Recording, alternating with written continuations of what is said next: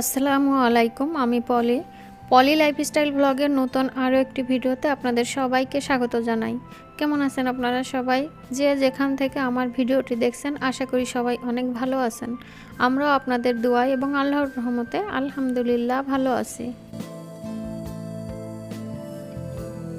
সকালের নাস্তার প্রস্তুতি থেকেই ভিডিওটি শুরু করেছি। ঝরঝরে আলু ভাজি করেছি আর এখানে রুটি ছেঁকে নিচ্ছি। যদিও রুটিগুলা আগের দিন ভিডিওতে দেখাইছি, কিছু রুটি বানিয়ে রেখে দিয়েছিলাম, সেই রুটিগুলাই বের করে নিয়েছি, এখন ছেঁকে নিচ্ছি। আর আলুটা আমি এই সকালেই কেটে তারপরে ভাজি করেছি। আলুটাকে ভাজি করার সময় সবসময়ই কাঁচামরিচ দিয়েই করি, আর এখনও কাঁচামরিচ দিয়ে করেছি। আর সাথে পেঁয়াজ কাঁচামরিচটা যখন আলুগুলো দেওয়ার আগে হালকা তেলে একটু ভেজে নিই, তখন দু একটা শুকনো মরিচও কেটে দিই যদি শুকনো মরিচটা বাসায় থাকে। তো শুকনো মরিচ দিয়ে আর কাঁচামরিচ দুইটা মরিচ দিয়ে একসঙ্গে যদি এভাবে আলু ভাজি করা হয়, খেতে কিন্তু বেশ ভালোই লাগে। এভাবে আলু ভাজিটা আমাদের বাসার সবার খুবই পছন্দ। আলিপ আর আনহার তো আলু তরকারিটা খুব পছন্দ। আনহার যদিও একটু কম, কিন্তু আলিপের অনেক পছন্দ। সে তরকারির ভিতরে আলুটাই বেশি খেয়ে থাকে। আর আলু ভাজি আর যদি রুটি থাকে তাহলে তো দুই ভাই বোনের কোনো কিছুই লাগে না। আমারও কিন্তু আলু ভাজিটা খেতে ভালো লাগে, তবে আলুর তরকারিটা বেশি খেতে ভালো লাগে না। আলু ভাজিটা দিয়ে আমি ভাত বা রুটি খেতে খুবই পছন্দ করি। এরই মাঝে নাস্তাটা করে নিয়েছি, তারপরে আবারও দেরি না করে কিচেনে চলে এসেছি। এই ওয়াল জারগুলা আগের দিন আমি ধুয়ে পরিষ্কার করে রেখেছি, শুকিয়ে যাওয়ার পরে এখন তেলটা ঢেলে রাখছি। তো একটাতে আমি রান্না করার তেল ঢেলে নিলাম, আর একটাতে সরিষার তেল ঢালবো। আগের দিন কিচেনের একটা সাইড পরিষ্কার করেছিলাম, আর আজ বাকি যে সাইডটা আছে সেটা পরিষ্কার করব। আর কিছু হাঁড়ি পাতিল আছে যেগুলা সবসময় রাফিউজের জন্য রাখি বাইরে, সেগুলা রেখে বাকি এক্সট্রা যে হাঁড়ি পাতিলগুলো আছে এগুলা উঠিয়ে রাখবো আর জায়গা পরিষ্কার করব। এ কারণে আর দেরি না করেই রান্নাটা তাড়াতাড়ি করতে চলে আসছি। আর রান্নাটাও একদমই হালকা পাতলাভাবে রান্নাটা শেষ করব। সরিষার তেলটা ঢালার সময় আমার কাছে মনে হয়েছিল যে জারটার গায়ে একটু লেগেছে, তো আমি এ কারণে একটা কাপড় দিয়ে জারটাকে মুছে তারপরে রেখে দিলাম। আজকের ভিডিওতে রান্না বান্নার কাজটা তেমন দেখাইনি। আমি এখানে আলু আর মাছ ভুনা করব। তো মাছ আর আলুটাকে লবণ আর হলুদ মাখিয়ে তারপরে ভেজে উঠিয়ে রেখেছিলাম। এরপরে মশলাটাকে ভালো করে কষিয়ে কিছুটা পানি দিয়েছি। পানিতে যখন জাল উঠেছে তখন মাছ আর আলুগুলো দিয়ে দিয়েছি।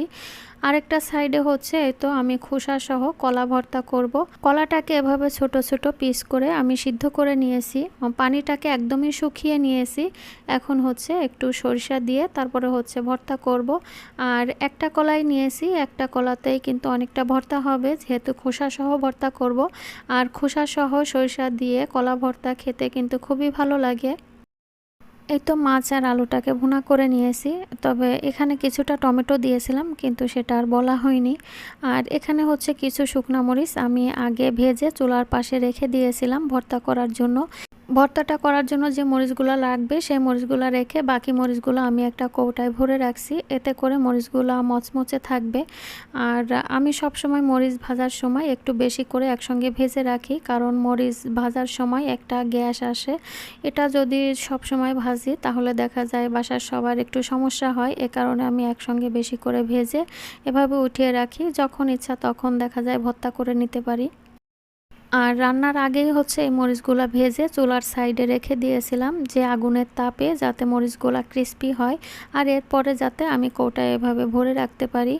আর মরিচগুলা ভাজার সাথে সাথে যদি কৌটায় রাখা হয় তাহলে কিন্তু মরিচগুলা একদমই নরম হয়ে যাবে, তখন ভর্তা করতে কিন্তু অনেকটা কষ্ট হবে।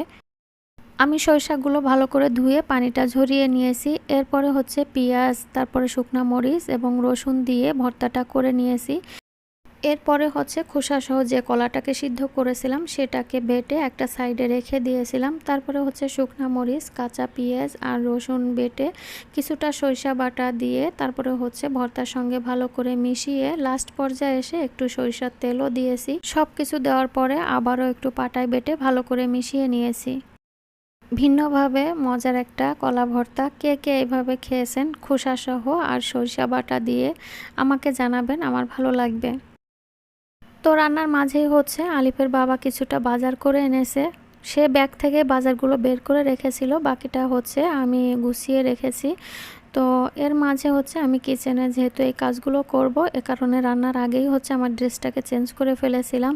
আর এখন হচ্ছে তো যে সাইডে হচ্ছে যে হাঁড়ি পাতিলগুলো থাকে সবসময় ব্যবহারের জন্য, সেগুলো একটু সরিয়ে এই সাইডটাকে পরিষ্কার করছি। আমি একটু গরম পানি দিয়ে তারপরে হচ্ছে ডিটারজেন্ট দিয়ে মাজনি দিয়ে প্রথমে একটু পরিষ্কার করেছি, তারপরে হচ্ছে শুকনো একটা কাপড় ভিজিয়ে তারপরে হচ্ছে সেই জায়গাটা পরিষ্কার করে নিলাম ভালো করে। এরপরে জায়গাটা শুকিয়ে যাওয়ার পরে হচ্ছে পাতিলগুলা আমি জায়গা মতো রেখে দিব, সাথে কিচেনটাকে একটু ভিন্নভাবে গুছিয়ে নেব।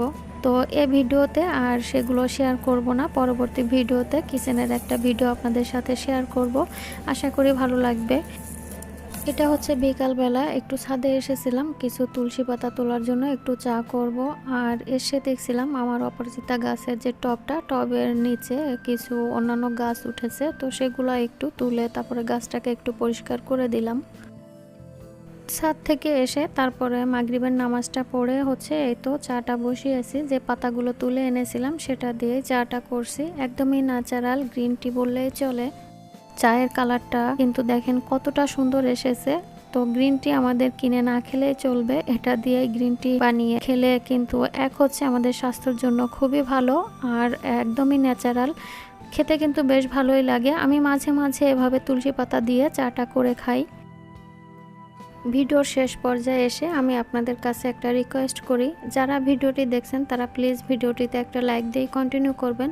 আর যারা নতুন আমার চ্যানেলে আজ প্রথম ভিজিট করছেন, আমার ভিডিওর কোথাও কোনো অংশ যদি আপনাদের ভালো লেগে থাকে তাহলে চ্যানেলটাকে সাবস্ক্রাইব করে পাশে থাকা বেল বাটনটি প্রেস করে আমার পাশেই থেকে যেতে পারেন।